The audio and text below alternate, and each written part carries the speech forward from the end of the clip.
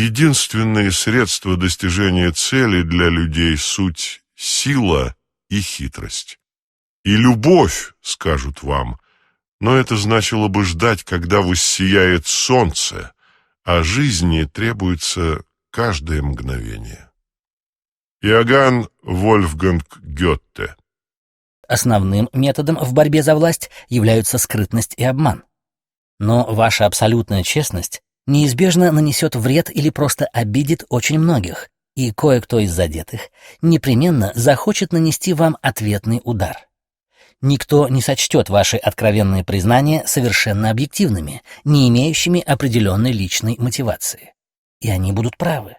В действительности, жонглирование честностью — это еще один способ завоевания власти. Его цель — убедить людей в появлении на сцене благородного, искреннего и неэгоистичного персонажа. Это форма внушения, можно даже сказать, утонченная форма насилия.